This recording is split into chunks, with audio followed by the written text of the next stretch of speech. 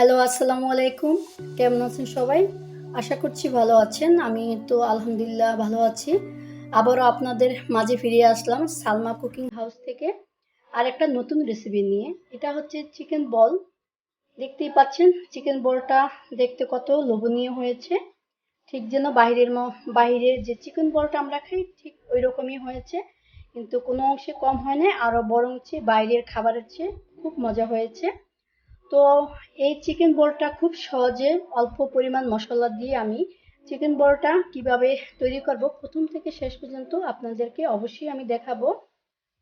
তো দেখতে থাকুন, আর কথা বাড়িব না, এখন মূল রেসিপিতে চলে যাব। আর এখানে কিন্তু চিকেন বল বানাতে আমার প্রথমে চিকেন নিতে হবে। আর এই চিকেনগুলো আমি ছোট ছোট করে কেটে নিব।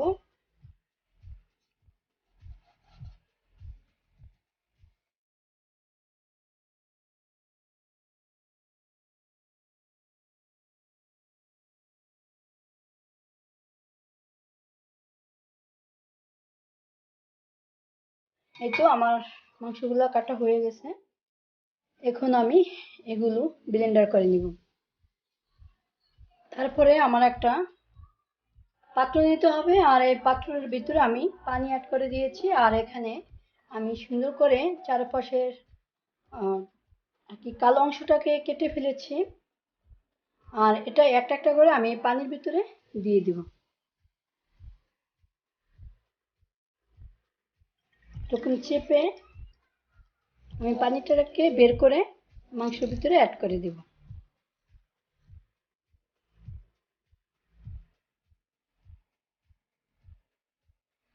আর এদিকে কিন্তু ব্রেড আমি দিয়ে দিয়েছি। আর এখানে গড়ে থাকা অল্প কিছু উপকরণ মশলাপাতি আমি দিয়ে দিব। এখানে টেস্টিং সল্ট আছে, আপনারা চাইলে দিতে পারেন, না চাইলে কোনো সমস্যা নেই।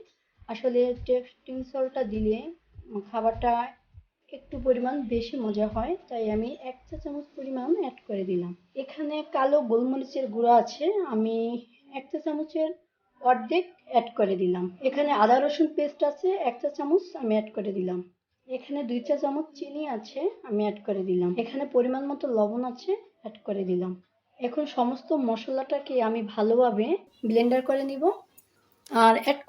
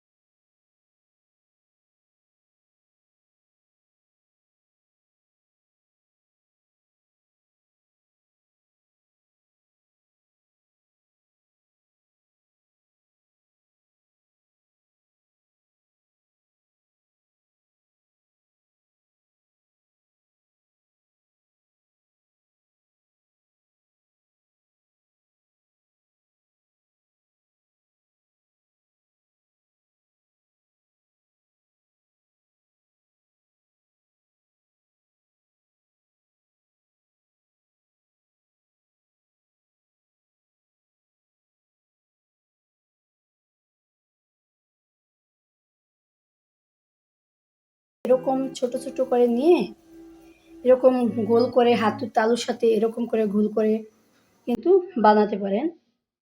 আর আরেকটা বানাতে পারেন যে এভাবে হাতে নিবেন, নিয়ে যেভাবে হাতে নিবেন নিয়ে এরকম গোল করেও কিন্তু বানাতে পারেন। এটাকে যার যেমন খুশি এরকম করে গোল করেও বানাতে পারেন। তো দর্শক, এই তো আমার চিকেন বলগুলা দেখতেই পাচ্ছেন কতটা সুন্দর হয়েছে, একদম ছোট ছোট বলের মতো, আবার চাইলে মিষ্টির মতো বলতে পারেন। তো ছোট ছোট করে আমি বানিয়েছি। আর এখন কিন্তু আমার মূল রেসিপিতে চলে যেতে হবে। এটাকে আমি এখন গরম পানির মধ্যে সিদ্ধ করে নিব প্রায় 10 মিনিট। এই যে আমি চলে আসলাম রান্নাতে। বিসমিল্লাহির রহমানির রহিম। দর্শক, আমি এরকম বড় একটা পাতিল নিয়েছি, আর এই পাতিলের ভিতরে আমি প্রায় 2 কেজি পরিমাণ পানি অ্যাড করে দিলাম। আর এই পানিটা কিন্তু ফুটিয়ে গেছে। আর এই ফুটন্ত পানির ভিতরেই আমি অ্যাড করে দিব সেই চিকেন বলগুলা।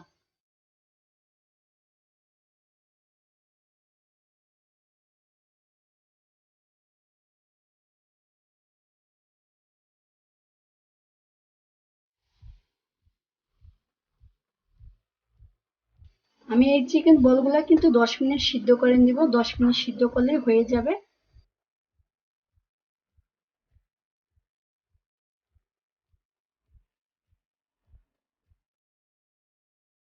একটু নাড়াচাড়া করে দিব। দেখতেই পাচ্ছেন চিকেন বলগুলা কিন্তু অনেক বড় বড় হয়ে গেছে ফুলে। আমার কিন্তু প্রায় 10 মিনিট হয়ে গেছে। আমি এখন চুলাটা অফ করে দিয়ে এই চিকেন বলটাকে ঠান্ডা পানির ভিতরে দিয়ে আমি ঠান্ডা করে নিব।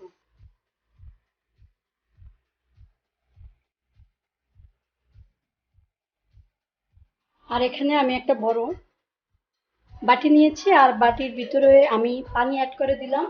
আর এই পানির ভিতরে আমি চিকেন বলগুলো ঢেলে দিব ঠান্ডা হওয়ার জন্য। আর এখানে বরফ দিয়ে দিব। যখন এই চিকেন বলটা ঠান্ডা হয়ে যাব তখন আমি এটাকে ভেজে নেব, হালকাভাবে ভেজে নেব। চিকেন বল কিন্তু ঠান্ডা হয়ে গিয়েছে, এখন আমি ভেজে নিব। প্রিয় দর্শক, দেখতেই পাচ্ছেন চিকেন বলগুলা আমি একটা বড় বাটিতে ঠান্ডা পানির ভিতরে আমি ঠান্ডা করে নিয়েছি। আর এটা কিন্তু ঠান্ডা হয়ে গিয়েছে, এখন আমি তেল দিয়ে ভেজে নিব হালকাভাবে। প্রিয় দর্শক, দেখতেই পাচ্ছেন এখানে একটা ফ্রাই প্যান দিয়ে দিয়েছি, আর এখানে যথেষ্ট পরিমাণ তেল অ্যাড করে দিয়েছি আমি। আর এখন তেলটা গরম হচ্ছে, আর এই তেলের ভিতরে আমি চিকেন বলটা ভেজে নিব।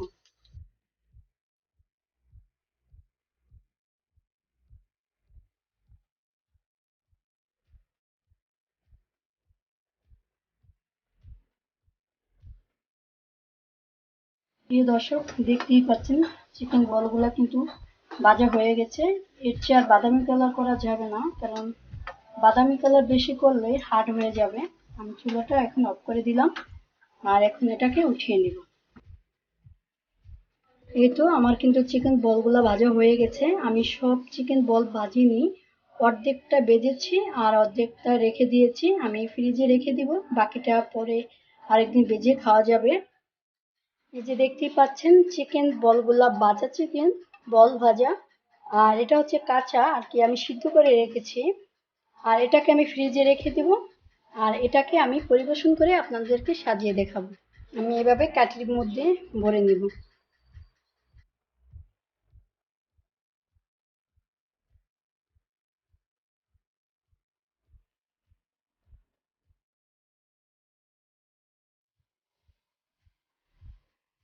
প্রিয় দর্শক, দেখতেই পাচ্ছেন দেখতে কতটা সুন্দর হয়েছে এই চিকেন বলগুলা।